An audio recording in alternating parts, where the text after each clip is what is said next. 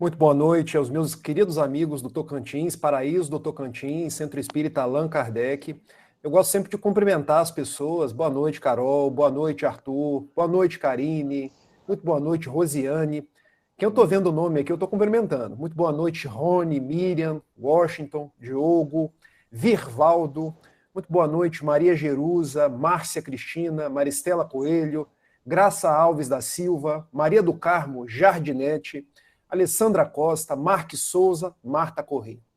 Os nomes que eu vi, eu consegui cumprimentar.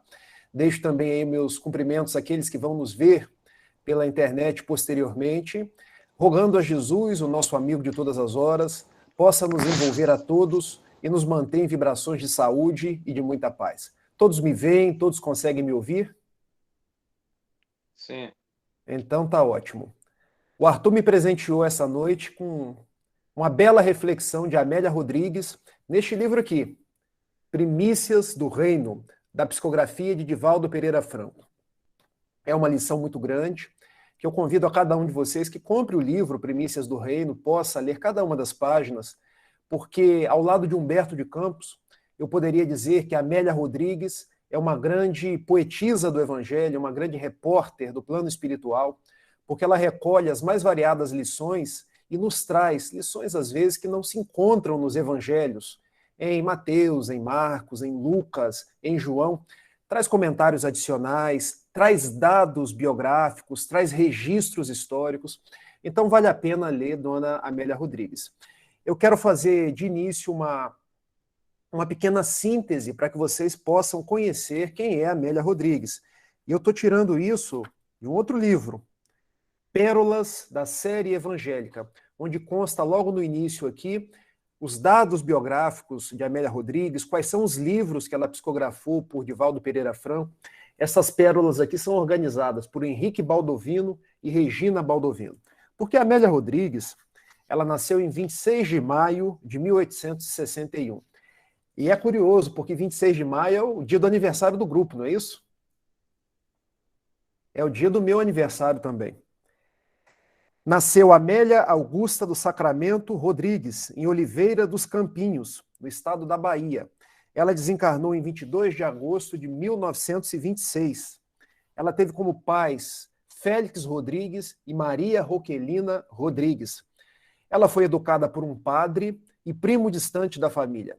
Ela sempre estudou sob orientação de representantes da igreja. Ela aprendeu latim, francês e alemão. Ela leu basicamente as obras clássicas da época.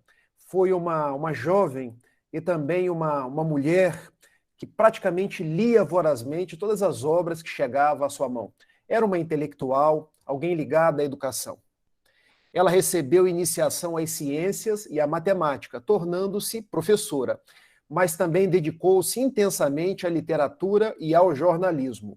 Ou seja, naqueles recuados dias aí do século XIX, início do século XX, nós já tínhamos uma literata, uma grande jornalista e também uma professora, porque gostava de lidar com gente, com o ser humano, e contribuiu muito aí na época ainda do Brasil Império, já início aí do Brasil República. E foi desencarnada que ela teve contato com Joana de Ângeles, que é o espírito protetor da mediunidade de Valdo Pereira Franco, que a convidou para fazer parte de uma pleiade de espíritos que conduziriam os trabalhos da Mansão do Caminho, da mediunidade do Divaldo Pereira Franco, e ela ficou encarregada de trazer obras de cunho evangélico. Divaldo conta que no início da sua oratória, ele falava muitas vezes sobre os temas evangélicos, praticamente mediunizado por Dona Amélia Rodrigues. E da psicografia de Divaldo Pereira Franco, nós temos 10 livros. Quaisquer um que vocês queiram comprar e ler, são livros fantásticos. Eu acho que eu já li todos, tá, gente? Alguns eu já li até mais de uma vez. O primeiro deles, Primícias do Reino, que vai ser objeto das nossas reflexões na noite de hoje. Foi lançado em 1967. O segundo dele, Luz do Mundo, em 1971. O terceiro dele, Quando Voltar a Primavera, de 1977. O quarto, Há Flores no Caminho, 1982. O quinto, Pelos Caminhos de Jesus, de 1987. O Sexto, Trigo de Deus, de 1993. O Sétimo, Dias Venturosos, 1997. Já no ano 2000 veio a obra Até o Fim dos Tempos. Em 2008, A Mensagem do Amor Imortal. E em 2012, a mais recente obra de Amélia Rodrigues, que já vai aí para quase 10 anos, Vivendo com Jesus. Agora vamos aí para a página que nos foi destinada na noite de hoje. O Supremo Canto, o Excelso Canto. Nesta página, eu diria aí, a poetisa, a jornalista Amélia Rodrigues, nos fala basicamente do Sermão do Monte. Muitas pessoas, quando se deparam com o Sermão do Monte, confundem Sermão do Monte com Sermão das Bem-aventuranças. Mas eu posso, esclarecendo essa dúvida, dizer que o Sermão das Bem-aventuranças está dentro do Sermão do Monte. Ele faz parte, mas não é todo o Sermão do Monte. Quando pensamos aí em Sermão do Monte ou Sermão da Montanha, ele está contido tanto em Mateus quanto em Lucas. Eu prefiro a versão de Mateus porque ela é mais extensa, mais bem compilada, mais bem concatenada. A versão de Lucas são alguns trechos esparsos. Então, os capítulos 5, 6 e 7 de Mateus é aquilo que nós podemos chamar de o Sermão da Montanha. E dentro do capítulo 5 de Mateus está contido o Sermão das Bem-aventuranças. E esse o Excelso Canto, Amélia Rodrigues nos traz de uma forma bem poética como foram os fatos antecedentes, quando Jesus subiu aquele monte, falando do sermão propriamente dito, e como seria aí o posteriori. E narra a dona Amélia Rodrigues fazendo uma verdadeira aquarela, porque ela tem essa capacidade não apenas de escrever, mas de pintar. Porque quem lê a sua obra percebe que ela tem um jeito especial de nos envolver, como se estivesse verdadeiramente pintando uma aquarela. Não há uma pessoa que não leia a obra de Amélia Rodrigues e não se enterneça e muitas vezes não fique sensibilizado, porque ela não escreve daquela forma formal, de uma forma direta, mas ela tem o condão de trabalhar com as palavras, fazer rimas, às vezes não dizer para que a gente possa subentender. Então é um texto muito gostoso de ser lido. Ela diz que Jesus recolheu os seus apóstolos e subiu num monte. Nós não sabemos que monte é esse. Muitos historiadores dizem ser o Monte Curunhat, mas é apenas uma especulação, porque não se encontra na Bíblia o nome desse monte. A única coisa que nós sabemos que era uma montanha próxima ao Lago de Genezaré, ao Mar da Galileia ou o Tiberíades, porque do alto era possível de ver esse lago ao qual eu me referi.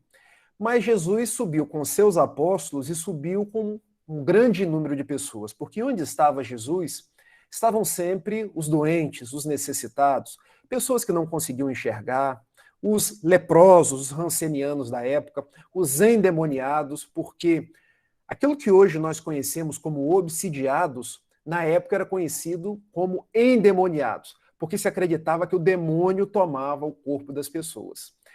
E esses subiram junto com Jesus, porque Jesus naquele dia haveria de abrir sua boca. E essa é uma expressão idiomática do hebraico. Abrir a boca quer dizer, ele vai falar algo de significante, vai se valer de palavras de vida eterna. Diz o evangelista Mateus que quando ele estava subindo, ele para numa espécie de altiplano. Já o evangelista Lucas diz que quando ele estava descendo, ele para no altiplano. É um fato interessante, né? Para Mateus estava subindo, para Lucas estava descendo. Mas diz Amélia Rodrigues, não importa se ele estava subindo ou se ele estava descendo. O importante é que ele abriu a boca e falou o mais belo cântico que a humanidade já conheceu. Por isso a lição se chama o Excelso Canto, porque na forma de poesias, Jesus começou a falar do seu sermão.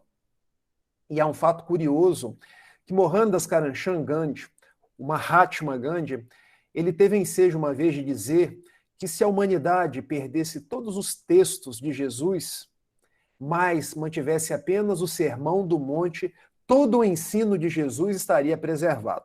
Porque, em verdade, tudo que nós sabemos e conhecemos de Jesus está sintetizado no Sermão do Monte. Jesus então começa a falar por primeira vez e diz: bem-aventurados os pobres em espírito, porque deles é o reino dos céus. E essa é uma passagem bastante significativa, porque Jesus não falava para pobres materiais, falava para pobres em espírito. Porque muitas vezes a gente acha que pobreza material tem a ver com pobreza de espírito, mas são coisas diferentes. Existe uma expressão idiomática porque Jesus falava conforme os tempos e os lugares. Então, para entender as falas de Jesus, a gente precisa conhecer os costumes da época. E para Israel, os homens daquela época, pobreza de espírito queria dizer simplicidade, humildade. Então, o que Jesus estava querendo dizer que os simples, os humildes, as pessoas que não se julgassem maior do que as outras, ganhariam, teriam o reino dos céus. Fazendo uma espécie de leitura apropriada aos dias atuais. Os pobres em orgulho. Porque quem é pobre em orgulho é o quê, gente? Humilde. Os pobres em egoísmo. Porque quem é pobre em egoísmo é o quê, gente? Caridoso. Então observem a pedagogia de Jesus na fala de Amélia Rodrigues. Aquele dia, ele não curaria especificamente, porque não há registros de que ele tivesse devolvido a vista, a visão, tivesse devolvido a rigidez epidérmica, mas ele falou para combater as causas dos problemas, porque ele ensinou como não ficar doente. E falando a espíritos velhos, cansados, que padeciam no corpo os efeitos das causas que eles mesmos plantaram, quando vocês forem pobres em espírito, vocês terão o reino dos céus. Não terão mais essas moléstias, porque a moléstia é resultado daquilo que nós plantamos. Então essa foi a primeira das bem-aventuranças. E Jesus, abrindo sua boca mais uma vez, ele diz: bem-aventurados os que choram, porque serão consolados. Imagine. Será que Jesus estava fazendo uma apologia à dor? Não. Jesus estava dizendo que a dor é uma escola. Olha como nós hoje olhamos a dor. Alguém gosta de dor, gente? Ninguém gosta. Aos olhos do mundo, a dor é sempre limitadora, porque ela me afugenta, ela me traz aquele sentimento de pesar. Mas Jesus estava dizendo àquelas pessoas que a dor é uma escola. Que quando a gente passa pelos dias da dificuldade com a proposta do aprendizado, a gente consegue chegar a um novo entendimento da vida.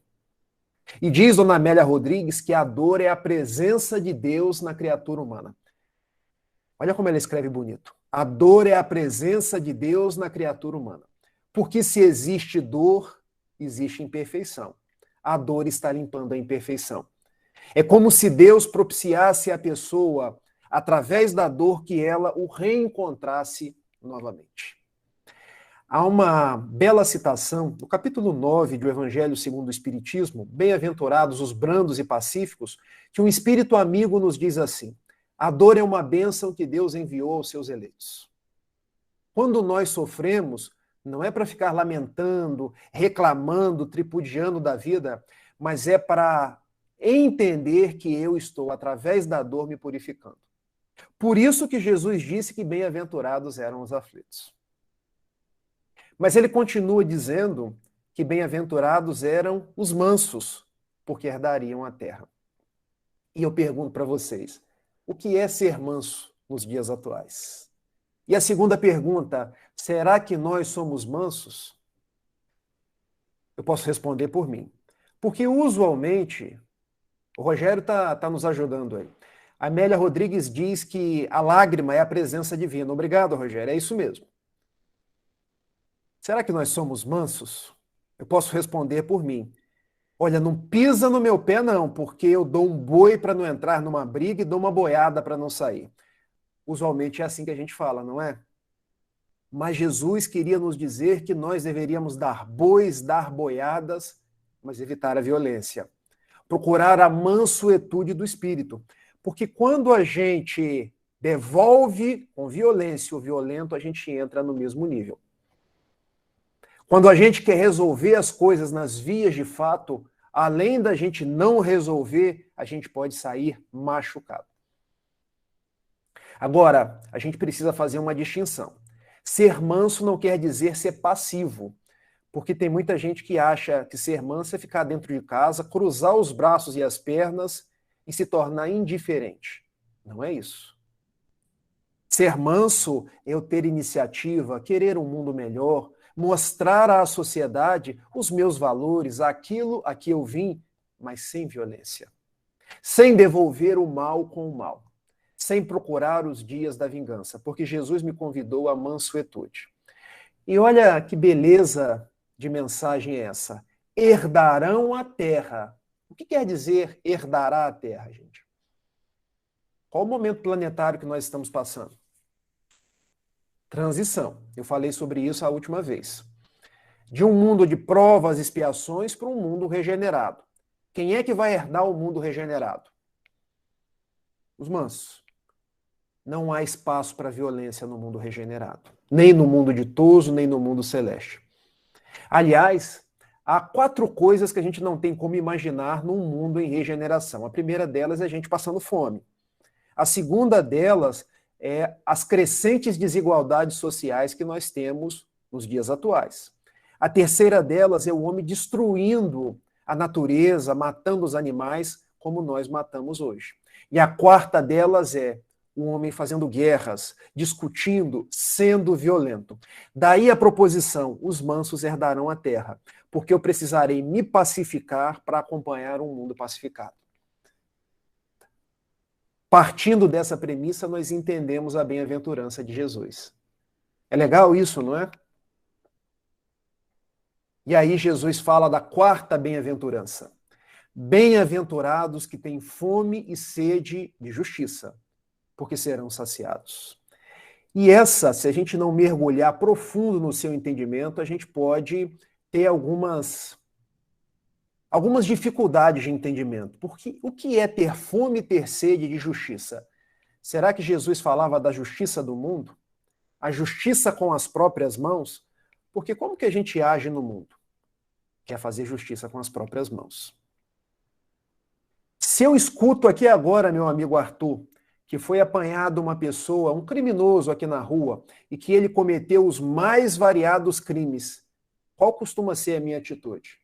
Vamos para a porta da delegacia linchar, porque ele precisa saber da nossa raiva, da nossa indignação. Mas aí não é justiça. Aí nós nos tornamos justiceiros, porque a justiça vem de Deus. Deus é que sabe o momento aprazado de todas as coisas. Eu não preciso levantar a mão para justiçar ninguém, nem desejar o mal de ninguém. Porque essa justiça que vem do alto é a justiça da lei de causa e efeito. Todos nós teremos que nos acertar com a justiça que vem através das reencarnações. Então, aquele que acha que passará ileso pelos caminhos das vidas sucessivas, não passará. Se não se acertar nessa vida, acertará numa próxima. Essa é a lei de Deus. Não preciso eu ficar querendo mal de ninguém, usando os meus braços para justiçar ninguém. Porque Deus sabe o momento aprazado de todas as coisas. Então, ter fome e sede de justiça é ter confiança em Deus. Porque não cai uma folha de uma árvore sem que seja da vontade do Criador. Mas nós usualmente ligamos a televisão e a gente fica sabendo de coisas que os políticos fazem. Qual é a vontade? Pegar pelo pescoço e torcer. Mas não nos compete agir dessa forma. Qual é a proposta? Orar por eles. Orar pelos criminosos, porque o que é de cada um chegará para aquela pessoa. Não preciso eu, aquele que fique vibrando na negatividade ou querendo agir com as próprias mãos. Quinta bem-aventurança. E eu admito que essa talvez seja aquela que eu mais goste. Bem-aventurados os misericordiosos, porque obterão misericórdia. Você sabe o que quer dizer a palavra misericórdia? Obrigado, Ronivaldo. Vigiai os pensamentos e orai. É isso. Misericórdia tem 2 radicais. Mísero, miséria, pobreza, a parte vulnerável de alguém. E córdia, coração. Ser misericordioso é colocar o nosso coração na parte vulnerável, na miséria de alguém. E essa significação não é minha, é de João Guimarães Rosa, no livro Grandes Sertões Veredas. Então, para obter misericórdia, eu vou ter que ser misericordioso.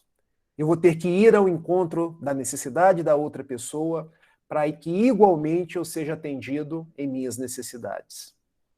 E o que nós tiramos dessa bem-aventurança de Jesus? A proposta da caridade. De nós servirmos uns aos outros e não nos servirmos uns dos outros. Vocês conseguem pegar a diferença? Quando eu sirvo o Rogério, eu ajudo o Rogério. Mas quando eu me sirvo do Rogério, eu posso estar explorando o Rogério. Então a diferença é sutil, mas fazer a caridade é a gente ir ao encontro da outra pessoa e não se valer da outra pessoa para promover o nosso ego. Porque as palavras de Jesus são palavras de significação bastante profunda. E é isso que Dona Amélia Rodrigues vem nos dizer. Vem buscar o nosso moral, as fibras do nosso espírito, para que a gente possa meditar na beleza desse evangelho. A Karine, depois você me fala como é que pronuncia essa segunda palavra aqui, tá? Porque eu posso me perder. Ela está dizendo que misericórdia vai muito além do que a palavra da moda empatia. É verdade.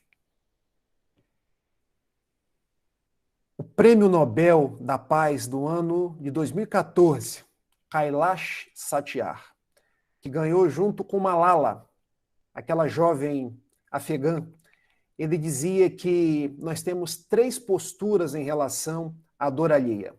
A primeira postura é a postura da simpatia. Sim, junto, patos, sentimento, emoção.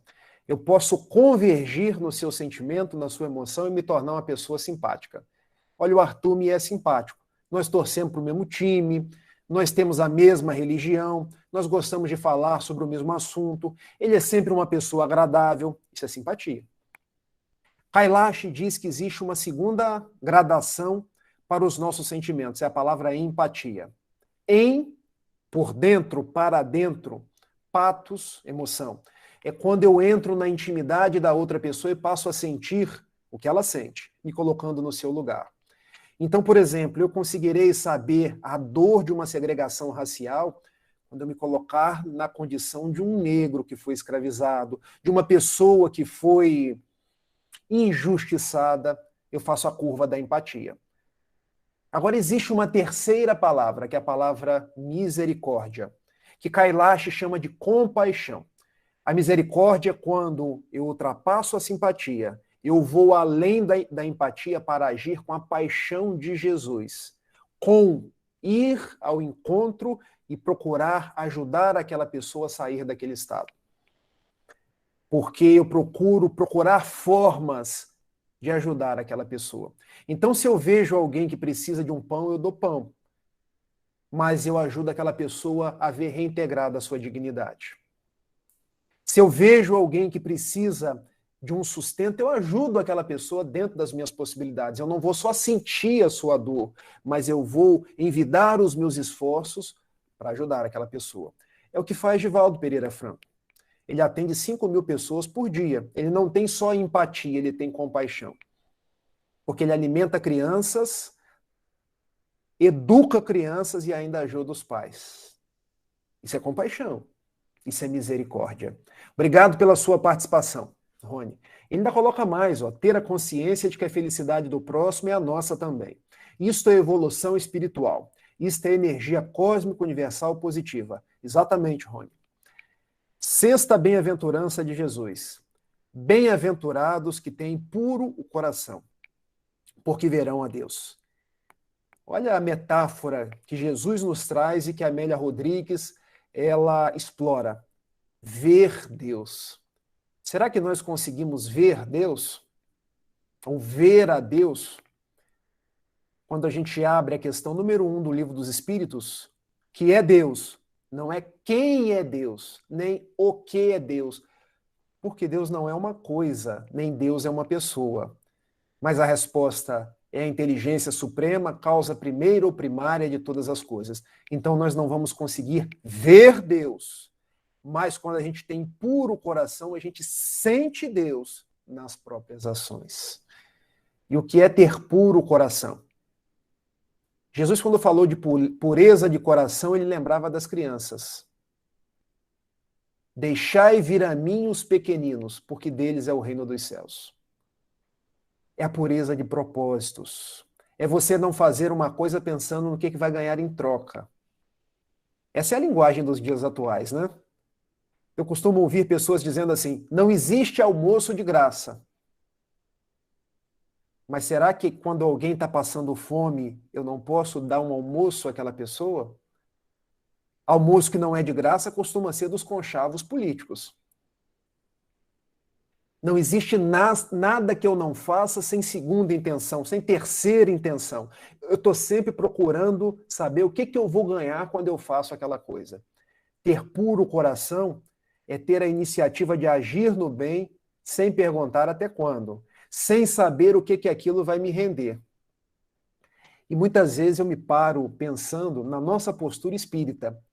Já viram que muitas vezes nós contabilizamos os bônus horas que as nossas atitudes vão nos render? É porque a gente ainda se habitua com o mecanismo das trocas. Bom, deixa eu ser bom aqui hoje, porque se eu for bom eu vou para o nosso lar. Mas a gente está repetindo os mesmos padrões de quando a gente era da Igreja Católica ou da Igreja Protestante. Se eu agir no bem, eu vou ganhar o céu. Gente, a ação no bem é algo que nos traz paz, que nos traz alegria. É bem certo que se já estamos agindo no bem, é uma iniciativa. Mas dia chegará que a gente não procurará saber o que nós vamos ganhar em troca.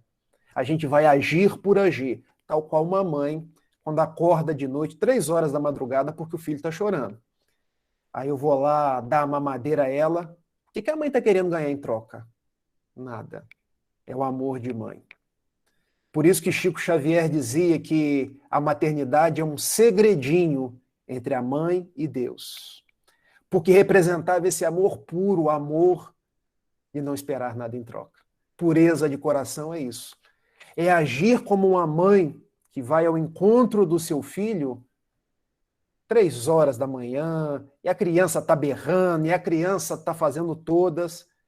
Só que aí a gente vai passar a nos dar conta que nossos filhos não são apenas os filhos da carne, mas são os filhos da sociedade como um todo, porque nós somos a grande família universal. A 7ª bem-aventurança: bem-aventurados os pacificadores, porque serão chamados filhos de Deus. Mais uma vez, interessante, filhos de Deus, mas se Deus não é um homem, como será chamado filho de Deus? É porque é uma metáfora. Filho de Deus quer dizer filho da luz, alguém que está imbuído dos propósitos do Evangelho. Mas para isso eu vou ter que pacificar. E para pacificar por fora, eu tenho que primeiro me pacificar por dentro. Porque o reino dos céus não vem com aparências exteriores, ele está dentro de nós. Se vocês quiserem olhar no dicionário, já existe até um verbo: paziar. Porque nós estamos no mundo para paziar, para pensar no bem, para agir no bem. Nós temos um desafio para o ano que vem, hein? O desafio de paziar num ano de eleição. O desafio de não desagregar a família porque um vota de um lado, outro vota do outro. O nosso desafio é conseguir conviver com as pessoas, mesmo que elas sejam diferentes de nós. Eu não sou melhor porque um é branco, o outro é negro, ou porque eu sou espírita, porque eu vejo espíritas dizendo que no futuro todo mundo vai ser espírita. Onde que está escrito isso? Ah, mas isso foi Leon Denis que disse. Não, Leon Denis não disse isso. Na obra Síntese Doutrinária e Prática do Espiritismo, Leon Denis nos coloca que o Espiritismo não será a religião do futuro. Não será. Mas representará o futuro das religiões. o que quer dizer representará o futuro das religiões?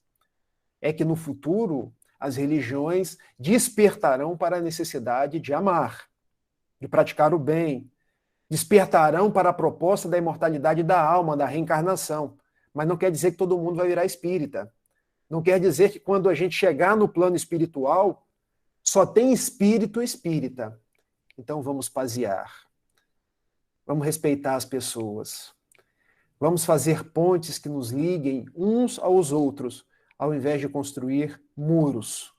Essa é a proposta do Sermão do Monte, que é tão bem cantada por Dona Amélia Rodrigues. E ela segue em frente, trazendo agora um outro versículo desse sermão. Aliás, ela traz tantos versículos que eu tenho que escolher alguns, porque senão eu fico até amanhã conversando com vocês. Não entesoureis para vós tesouros sobre a terra, onde a traça e a corrosão consomem, e onde os ladrões arrombam e roubam. Entesourai para vós os tesouros do céu, onde nem a traça nem a corrosão consomem, e onde os ladrões não arrombam nem roubam. Pois onde está o teu tesouro, ali estará também o teu coração. A pergunta que eu me faço todos os dias quando eu amanheço: onde está o meu tesouro? Será que o meu tesouro está no dinheiro que eu tenho na caderneta de poupança, na conta corrente, no carro, nas roupas, nas casas? Até porque se tiver nisso eu não tenho nada, tá, gente? Eu não tenho tesouro nenhum.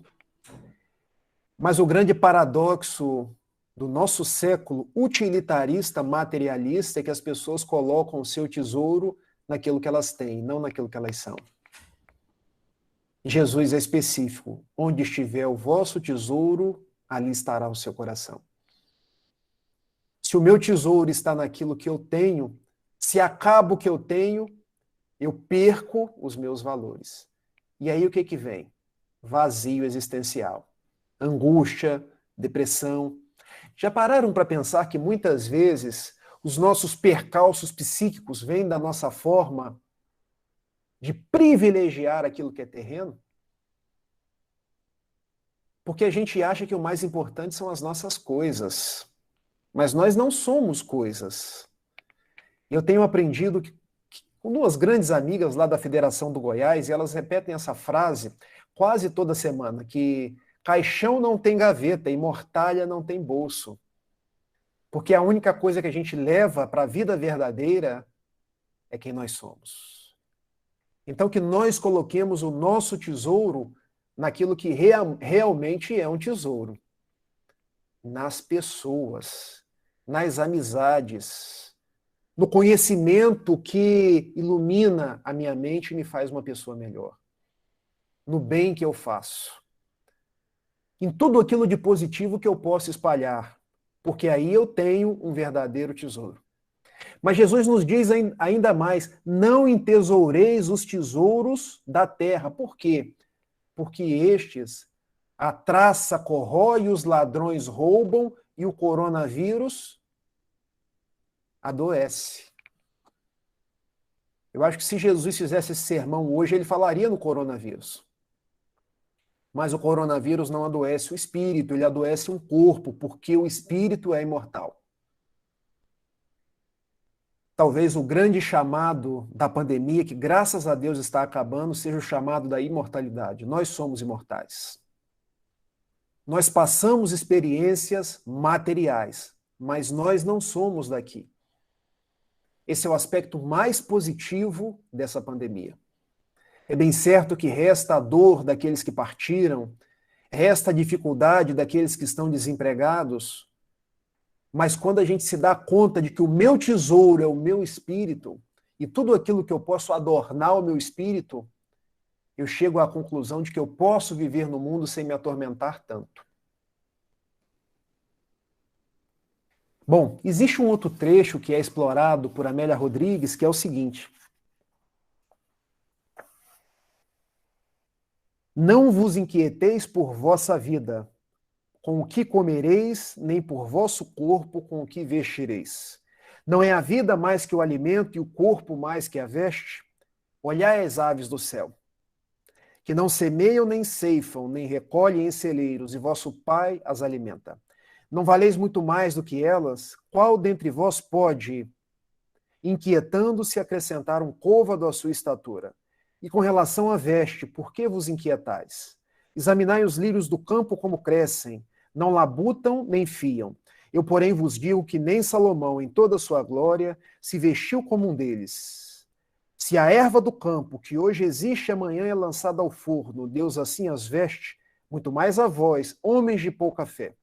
Portanto, não vos inquieteis dizendo que comeremos ou que beberemos, ou que vestiremos, pois essas coisas os gentios buscam.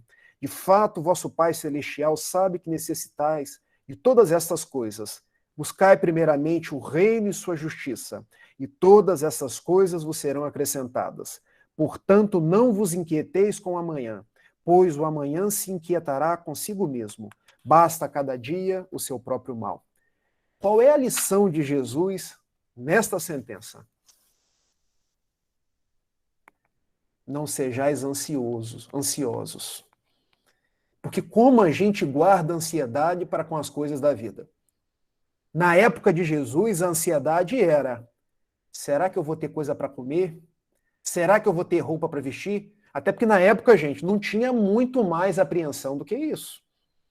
Não tinha rede social, não tinha automóvel, não tinha tudo que nós temos hoje. Então as pessoas usualmente se preocupavam com comida e com vestimento. E o que Jesus fala? As aves do céu se alimentam. E Deus não deixou nunca faltar nada para elas. Os lírios do campo se vestem, e nem mesmo o maior de todos os reis se vestiu tão belo quanto um deles.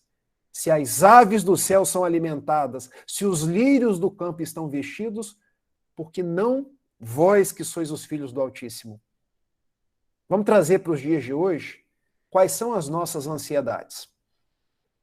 Será que eu vou ter emprego? Será que eu vou ter dinheiro para sustentar a minha casa? Será que eu vou ficar doente? Será que eu sou o próximo da fila do coronavírus? Será que vai ter vacina para mim? Será e será e será, e a gente vai adoecendo por essa coisa chamada ansiedade.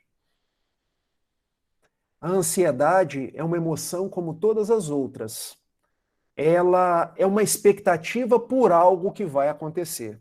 O problema não é a ansiedade, porque nós podemos ter expectativa quando estamos prestes a conseguir um emprego, quando estamos prestes a receber algo. O problema é quando a ansiedade deixa de ser uma emoção e passa a ser uma patologia, porque nós adoecemos da ansiedade. Nós começamos a ficar ansiosos, doentes por coisas que podem acontecer ou que podem sequer acontecer. É porque, na verdade, a gente vai vivendo de um sofrimento diário que vai nos minando por dentro. A gente já começa hoje a pensar no que vai acontecer no ano que vem, mas a gente nem sabe o que vai acontecer no ano que vem, se as circunstâncias vão ser estas, se eu vou estar encarnado.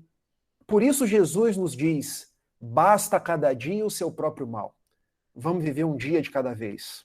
Vamos guardar confiança em Deus e ter fé, porque Deus sabe de todas as coisas. E aquilo que vem para nós é para o nosso bem, é para o nosso aprendizado. Certo, gente? Bom, deixa eu ler aqui algumas mensagens.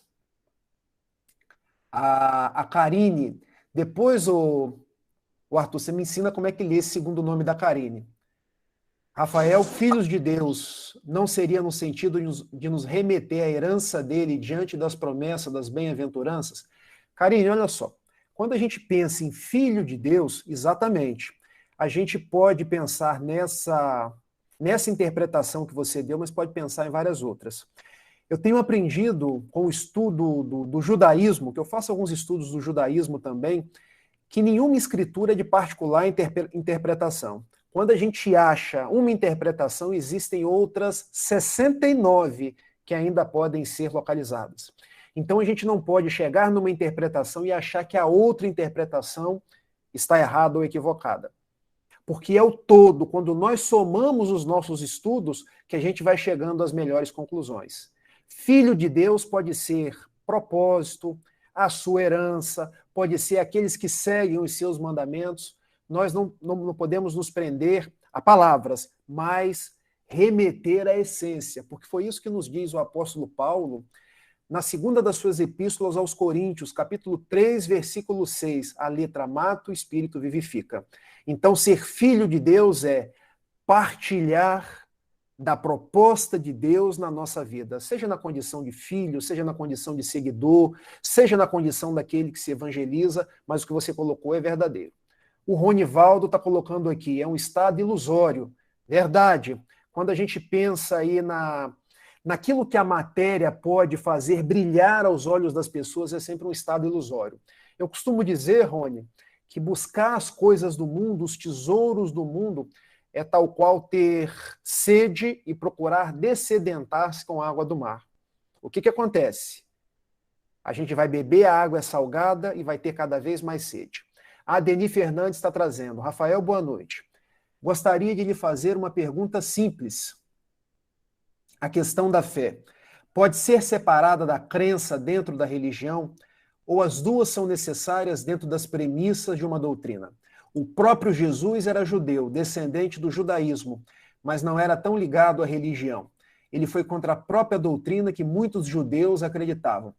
A Deni é o seguinte, quanto mais a gente se aprofunda no estudo das religiões, nós vamos entendendo que a proposta das religiões é nos religar ao Criador. A palavra religião tem esse aspecto, religar-se a Deus. Então a gente deixa de ficar tão aferrado a crenças, a dogmas, aquilo que representa o corpo doutrinário de uma religião e passa a nos valer da conduta. Porque ter religião é adquirir uma religiosidade, é transformar-me num homem de bem, numa pessoa melhor, numa pessoa que pratica a caridade. Então eu vou entendendo que o judaísmo é bom, o cristianismo é bom, o espiritismo é bom, o protestantismo é bom, desde que me transforme numa pessoa de bem. É isso que a gente extrai lá da questão 842 do Livro dos Espíritos, quando é indagado aos benfeitores da imortalidade. Qual a melhor das religiões, aquela que mais se aproxima de Jesus? E os bons espíritos respondem, aquela que faz mais homens de bem e menos hipócrita. Então, respondendo aí diretamente a sua pergunta, a questão da fé pode ser separada da crença dentro da religião? Pode sim, porque crença tem muito a ver com aquilo que é o corpo dos dogmas, da ortodoxia de uma religião. A gente tem que basear a nossa fé em atitudes, em obras. Lembrando lá da carta de Tiago, capítulo 2, versículo 17. A fé sem obras, ela é morta. O Rogério dos Santos aí está trazendo um contributo. A Torá tem 70 faces. É verdade, isso está lá no Velho Testamento. Quando a gente estuda qualquer texto da Torá, ela tem 70 faces. Se a gente aprendeu ou conseguiu chegar numa face, é porque ainda existem outras 69. Então, eu não sou o dono da verdade. Nós construímos a verdade coletivamente, porque, na sua essência, a verdade está em Deus. O Ronivaldo está dizendo, obrigado pela correção, Rony. A ansiedade é um estado ilusório, é verdade. Vamos seguir aí para uma parte final, porque trazendo Amélia Rodrigues, eu já fui lendo as perguntas, já fui comentando, porque eu sei que no final eu falei com todo mundo. No final aí do Sermão do Monte, Jesus nos diz assim, portanto, todo aquele que ouve estas minhas palavras e as pratica, será comparado ao homem prudente, que edificou sua casa sobre a rocha. Caiu a chuva, vieram as torrentes, sopraram os ventos, precipitaram-se contra aquela casa, mas não desabou, pois fora alicerçada sobre a rocha. E todo aquele que ouve estas minhas palavras e não as pratica, será comparado ao homem tolo, que edificou sua casa sobre a areia. Caiu a chuva, vieram as torrentes, sopraram os ventos e chocaram-se contra aquela casa. Desabou e foi grande a sua queda. Todos aqueles que ouvem as palavras de Jesus, e Amélia Rodrigues ressalta isso, está construindo a casa sobre a rocha, porque vêm as dificuldades do mundo e são as mais variadas, mas a gente permanece firme. Mas se a gente não tem esses olhos de ver, esses ouvidos de ouvir, é como se a nossa casa tivesse construída sobre areia. A primeira dificuldade, a gente só sobra, a gente cai. Então, nosso maior compromisso dos dias atuais é amar, tendo como modelo aquele que foi o amor por excelência, Jesus de Nazaré. Abrir os textos do Evangelho, abrir os textos de Amélia Rodrigues, que nos remontam ao Evangelho, é fazer esse exercício de conexão com Cristo e procurar saber o que queres que eu faça, por onde queres que eu ande. Não há como viver, meus amigos, nos dias atuais, sem a presença de Jesus, sem as luzes do teu Evangelho a iluminar as nossas vidas. Eu agradeço a cada um de vocês, agradeço estar mais uma vez aí em Paraíso do Tocantins, com amigos que eu já reputo amigos do coração, e já que falei tanto em Amélia Rodrigues, há uma poesia dela, da psicografia de Divaldo Pereira Franco, que eu quero aí fechar as nossas reflexões e depois a gente fica aí mais 5 minutos, se alguém quiser trazer mais alguma colaboração ou alguma pergunta, quando ela nos diz assim: meu Deus e meu Senhor, enquanto lá fora o desespero caminha e a amargura dizima, eu quero lhe dizer que te ofereço o banquete do amor. Eu gostaria, Senhor, de ser a chuva generosa que caísse por sobre a terra porosa e reverdecesse o chão. Mas como eu não conseguirei, eu então te pedirei para ser um copo de água fria, matando a sede e a agonia de quem anda na escuridão. Eu gostaria, Senhor, de ser uma via-láctea de estrelas, para que as noites da terra fossem mais belas. Mas se eu não conseguir, deixa-me ser um pirilampo na noite escura, iluminando a amargura de quem anda na desesperação. Eu gostaria, Senhor, de ser um jardim de flores de todas as cores, para embelezar a terra.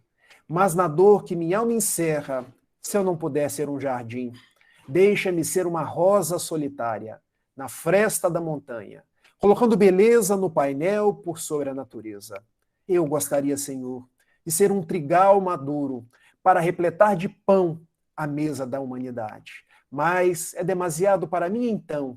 Eu lhe peço para ser um único grão, que caindo no chão me multiplique num milhão e me converta em pão para a sociedade. Eu gostaria de ser um pomar de frutos maduros, para atender a estesia da criatura em agonia. Mas eu te venho pedir para ser uma árvore com galhos, projetando sombra na estrada, para que alguém, quando passar de mansinho pelo meu caminho, lhe possa dizer: olá, amigo. E se ele virar-se para trás e me perguntar: quem és tu? Eu lhe possa contestar: sou teu irmão, dai-me tua mão, sou teu amigo, e irei contigo, e lado a lado eu lhe possa dizer: Senhor. Eu gostaria de ser artista, esteta, cantor, trovador, musicista ou orador, para falar da magia e da beleza da sua glória. Mas como nada sou, falta-me o verbo, falta-me mestria. Então eu lhe peço: deixa-me ser apenas o companheiro da criatura deserdada, que segue caminhando pela estrada da alucinação. E dando-lhe a mão de sustento, eu lhe possa dizer: sou teu irmão, e irei contigo. Graças, Senhor, te dou porque nasci. Graças, Senhor, te dou porque creio em ti, pelo teu amor. Muito obrigado, Senhor. Muito obrigado a cada um de vocês. Muito obrigado, Amélia Rodrigues. Deixo aberto aí, se alguém quiser fazer mais alguma pergunta, e colocando à disposição para o futuro. Que assim seja.